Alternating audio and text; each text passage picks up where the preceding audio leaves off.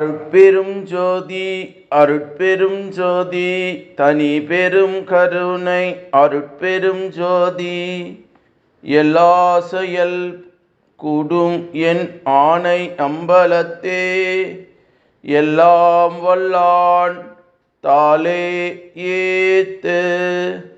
வாழ்க வையகம் வாழ்க வையகம் வாழ்க வளம்.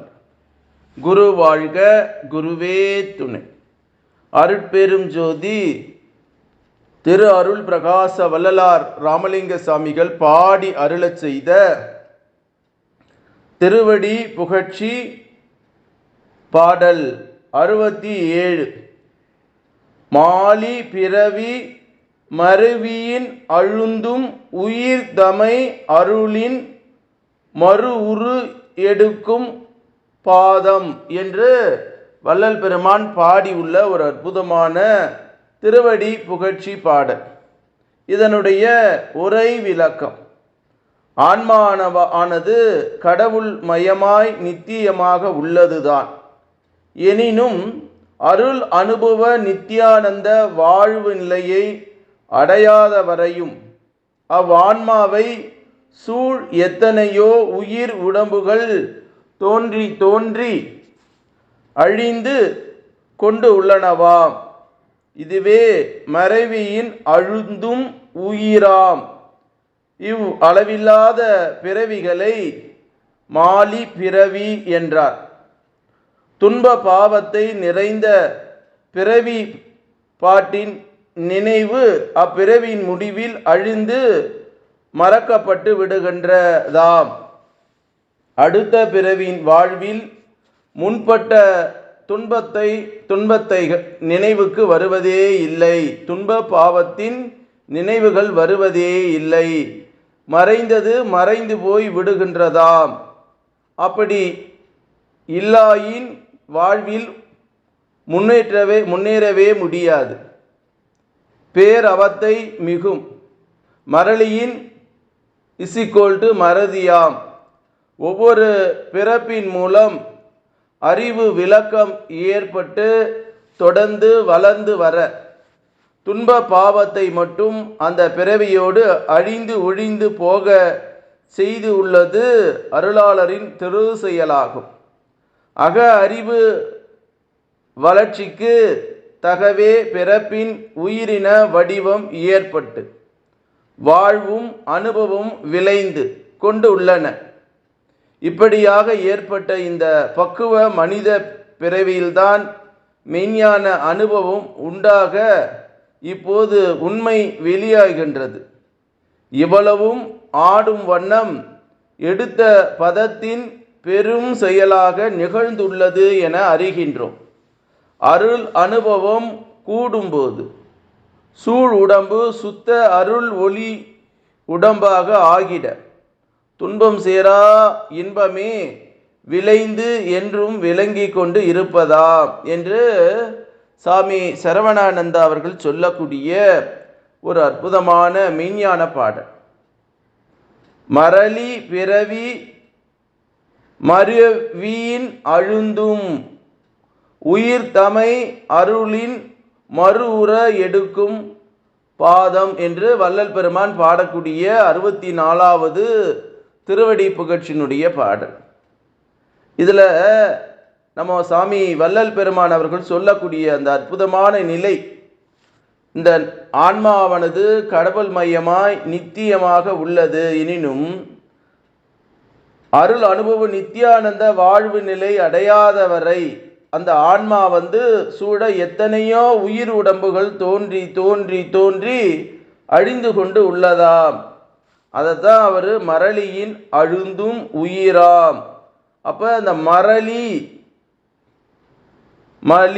பிறவி மாலி பிறவி மறவியின் அழுந்தும். அப்போ துன்ப பாவத்தை நிறைந்த பயன்பாட்டின் விளைவாக முடிவிலே அழிந்து மறைக்கப்பட்டு மறைந்து போகிறதா. அடுத்த பிறவி வாழ்வில் இருக்கா இல்லையா நம் தெரியாது. இருந்தாலும் முன்பட்ட துன்பத்தின் நினைவுக்கு வருவது இல்லை. மறைந்தது மறைந்து போய் விடுகிறதாம். அப்படி இல்லாமல் வாழ்வில் முன்னேற முடியாது. அதைத்தான் வள்ளல் பெருமான் அக அறிவு பெறணும். நாம் பிறந்த பையனினுடைய உயிரினுடைய வடிவம் ஏற்பட்டு வாழ்விலே அனுபவம் நிறைந்து கொண்டு உள்ளது.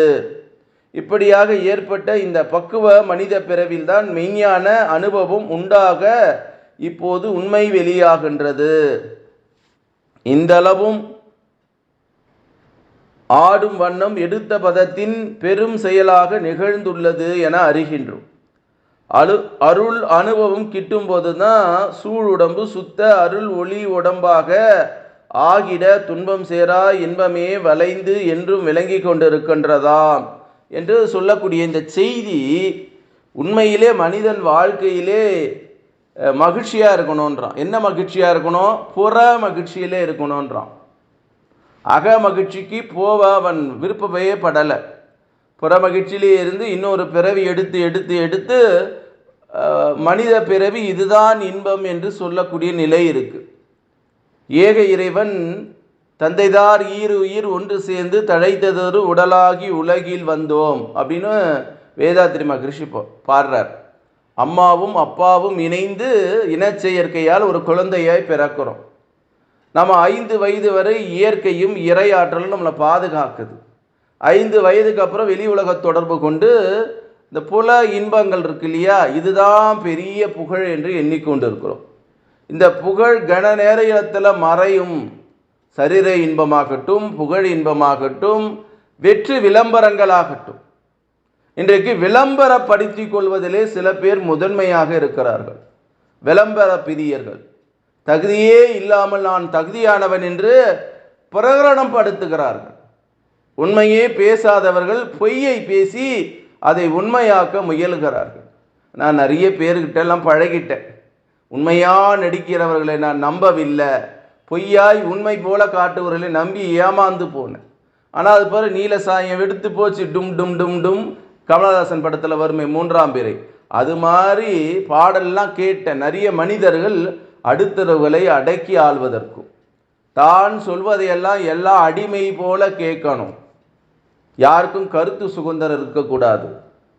இயற்கைக்கு முரணான நிலையில் அப்படியே நம்ப வச்சு கழுத்து இருக்கிறது. அதே மாதிரி யாராவது ஒருத்தருடைய துன்ப அலைகளை எண்ணி கைகொட்டி சிரிப்பது. எல்லாருக்கும் எல்லாத்தையும் கொடுத்துட்டா இந்த பிரபஞ்சம் என்ற ரகசியம் உடைந்து போயிடாத. நான் நினைக்கிறதெல்லாம் நடந்ததுன்னா வாக்கு சித்தி எனக்கு ஏற்பட்டுச்சுன்னா திமிர் கொஞ்சமாக இருப்பேன்னா நான் ஆணவத்தின் உச்சியிலே மிதப்பேன். இங்கே புலனின்பவாதிகளும் புகழின்பவாதிகளும் தன்னைத்தானே புகழ்ச்சி ஏற்படுத்துறவர்கள் தான் நிறைய பேர் இருக்கிறாங்க. எல்லாரும் ஒரே குழுவாக ஒன்றாக இணைந்து ஒத்த சிந்தனையாளர்கள் இணைந்தால்தான் உலகம் பிரளயம் வெடிக்கும். ஏதாவது மாறாக ஒத்த சிந்தனையாளர்கள் இல்லாமல் வேறு வேறு மனவிதங்களை மன எண்ண ஓட்டங்களிலே ஒருவன் பயணிக்குமானால் அவனுக்கு வெற்றியே கிட்டாது. மாறாக துன்பத்தை தான் அவன் அனுபவித்து கொண்டிருப்பான். அதனால் அருள் அனுபவம் நமக்கு வேணும். அப்போ தான் நம்மளுடைய உடம்பு சுத்த அருள் ஒளி உடம்பாக ஆகிட துன்பம் என்ற எண்ணமே நெகட்டிவ் கேரக்டர்ஸ் நம் வாழ்க்கையிலே வரமாட்டாங்க. பாசிட்டிவான எண்ணங்களை அக உணர்வு கொண்டவர்களை தொடர்பு கொள்ளுகிற போது அதுதான் பேரானந்தம். அந்த அற்புதமான ஆனந்தத்தை ஒருவன் பெற்றுவிட்டால் மரணமில்லா பெருவாழ்வு ஆழ்வான். அவன்தான் அருட்பெரும் ஜோதி ஆண்டவருடைய ஜோதி தரிசனம் அவனுக்கு தான் கிடைக்கும். ஆகவே உண்மையை நாம் உணரணும்னா என்ன பண்ணணும்? மூச்சை கவனி, பேச்சை குறை. நமக்குள்ள ஓடிக்கொண்டிருக்கிற மூச்சை கதாகதம் செய்து பேச்சை குறைத்து கொண்டு, இன்றைக்கெல்லாம் மௌனமாக இருப்பது நல்லதுன்னு நினைக்கிறேன்.